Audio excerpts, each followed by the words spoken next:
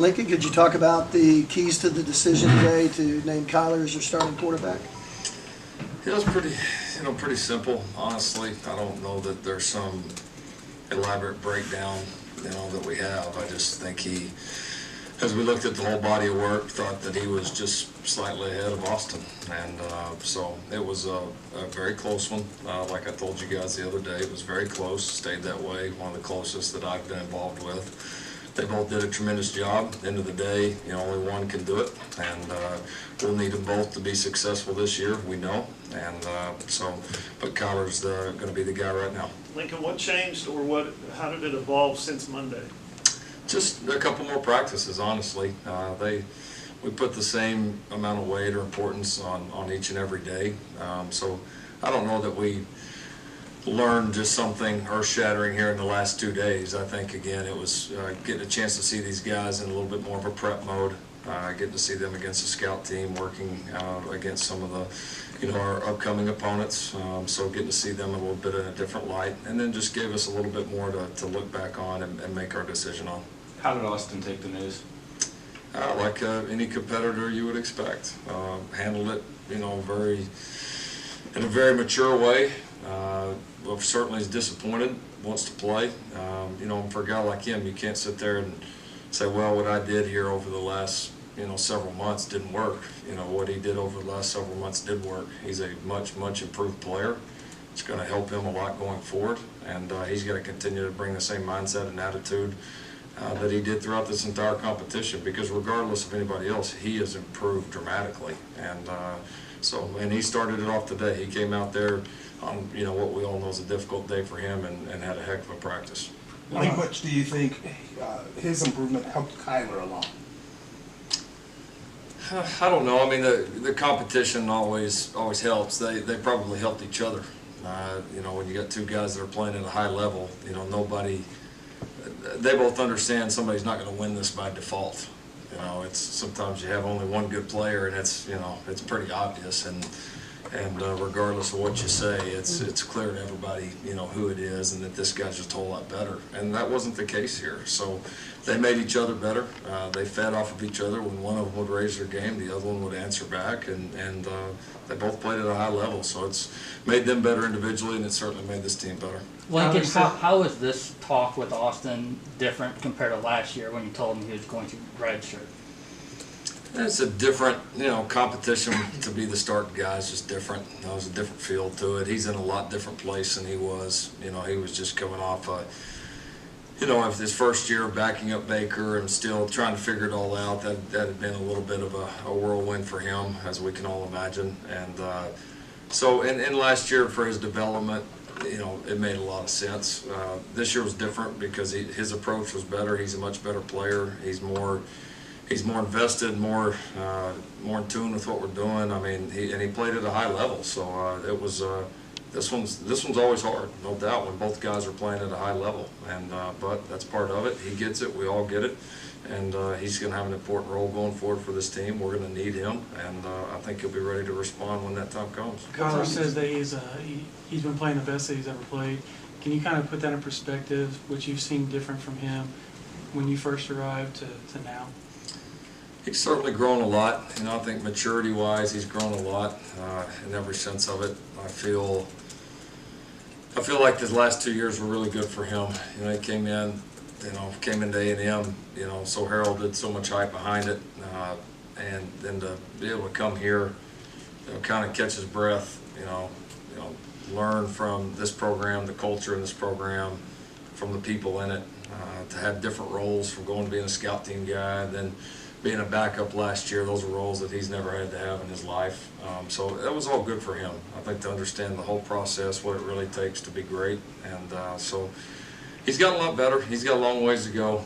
This is just a starting point here, but obviously I'm excited about his progress. How did you let Kyler know, and can you guys take us through what that conversation was like? I got them both in this morning, late to mid-morning, and told them. It was pretty simple, just told them. I don't think in situations like that guys, whether it's good news for them or bad news, I mean, these are, elite athletes, they're competitors. They don't want you to beat around the bush. They want you to just tell them straight, and that's what I did. And so told them both what the situation was, what the expectations were going forward, what we based the decision on, and then didn't spend too much on, camp and the decision, all that. It was more, all right, that's all well and good now. Now, what do you need to do going forward? So that was, my approach with both of them. Lincoln is Sort of touching on that, you talked last week about your last big quarterback battle at East Carolina and the way that shook out those first couple games. How do you keep Kyler sharp and improving and Austin engaged and ready if he's needed? Well, that's where the competition comes back because, they know that, we have two good players in there, and they know the expectation of just within this offense, the expectations we have as far as the quarterback's performance and our offense's performance. So they realize that. They realize that this is, this right now is for the next 10 days, and then the first snap against FAU, and then after that it's about, who's playing the best, who stays healthy, all those different things that are going to determine who plays. So this is, we keep the competition always going here, no matter the position, no matter the time of the year. That's just what we believe in this program, and quarterback's no different. Do you think you might work Austin in from time to time? What's that? Do you think you might work Austin in from time to time, given the fact that the race was so close? Yeah, I'd love to be able to work him in. So we got to see how games go, how the natural progression goes. But I'm very comfortable. I could have just easily said that he was going to be the quarterback and would have complete faith and confidence in his ability to lead us. Big part of these guys, whoever's going to get the job, they're going to be a new quarterback. Hadn't played a lot. A lot's made the last few about Baker's leadership with the team. Looking back, how much did coaching have to do with Baker and his leadership style? How much will it deal with Kyler and his style of leadership? Well, it's different. Their styles are different, and everybody's styles are different. But the key is how somebody would lead last year's team and how somebody would lead this year's team are different.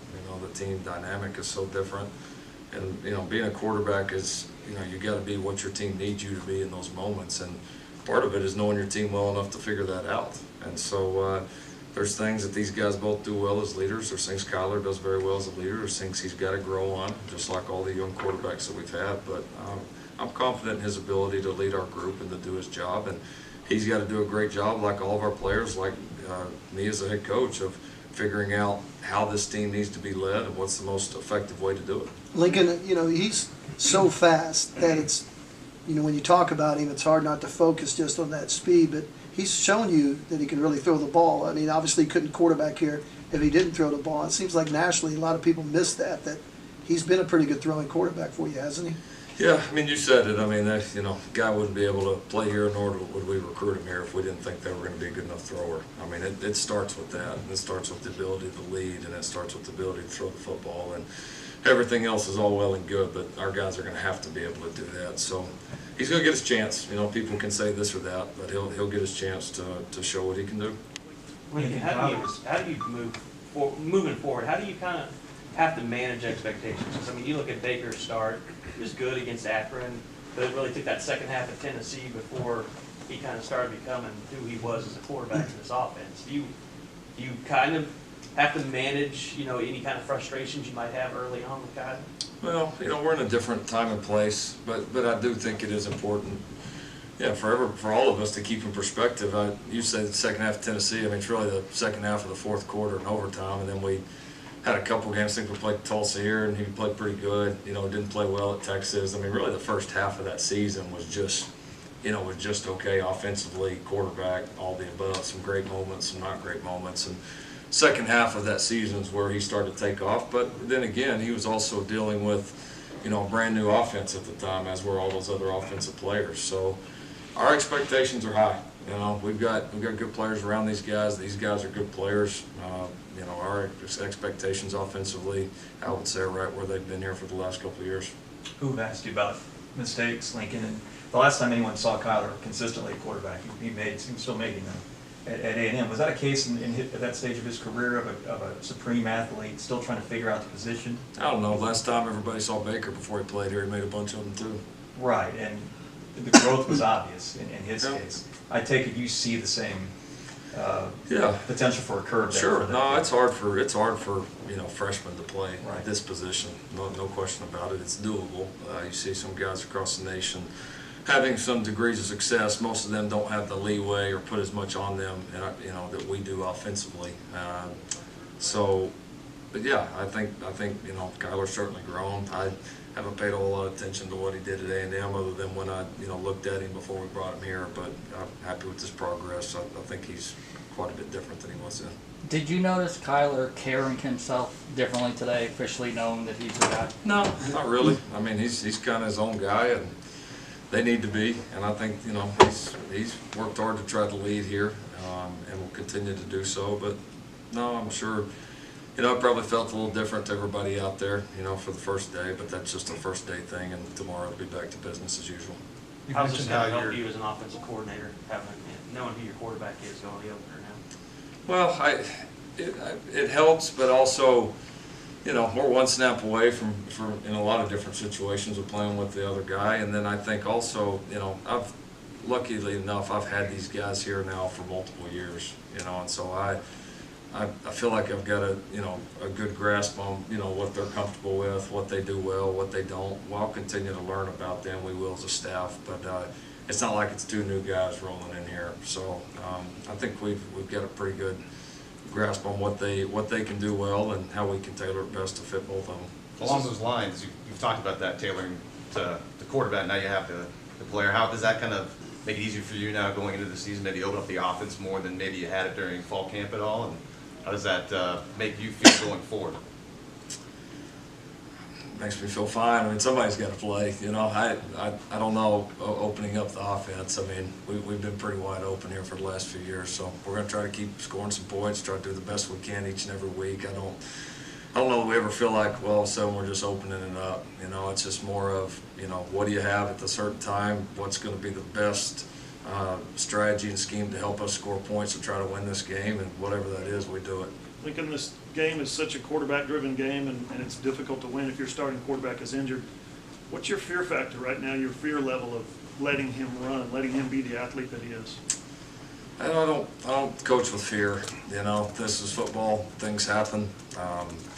Guys get nicked up. Guys, I mean, it's just part of the game, and I think that's why you recruit hard. That's why you have people behind them, because if you coach or play scared or with fear, then it's hard to be very successful. I think you also got to be smart. Baker was a great example. It took him his first year. He took a lot of shots that were absolutely unnecessary, and so that's something that you've got to grow from. And so there'll be maybe not that. There'll be different things that we're going to have to learn and grow from. That's part of the process. But we're not gonna let fear take control of us there. We're gonna be aggressive. That's always been our mindset. It's the first time you've had a running quarterback quite like this. Do you have to temper your own expectations? Say we're absolutely not going to give him the ball 20 times a game, or is 6 too many, or do you have a number in your head? I don't have a number in my head. We're just trying to coach to win. And that's all of our players are on board with that. They understand that. That's just kind of the expectations when you walk in the door here. With Austin, you mentioned keeping him engaged during a season. You've mentioned before that maybe the door isn't shut, that Kyler could come back. And you guys obviously have quarterbacks coming in all the time. What advice would you have to him staying engaged maybe over the next couple seasons that, this may not be his last quarterback battle? Oh, sure. Oh, it won't be. It won't be. He's too good of a player. And so I think he can't look at the results of today and say that what I've done over the last few months or through my career here has not worked. It has, and specifically what he's done over the last 4 or 5 months through this summer and in this fall camp. His rise has been as strong as anybody in our program. So if he continues to do that, great things are going to happen for that kid, no doubt about it. 2 more.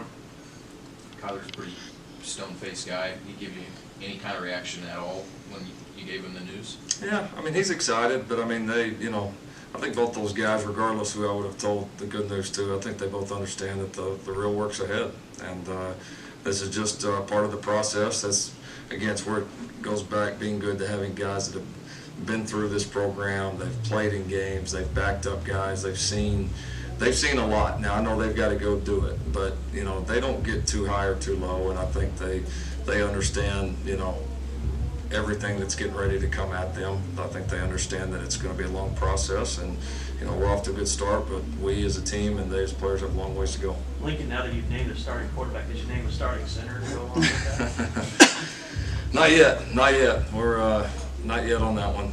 That one's a little bit easier to play out, just because of the nature of the position. A little bit easier to play out. So still a great battle, but not ready yet. All right, thanks, everybody. All right, thanks.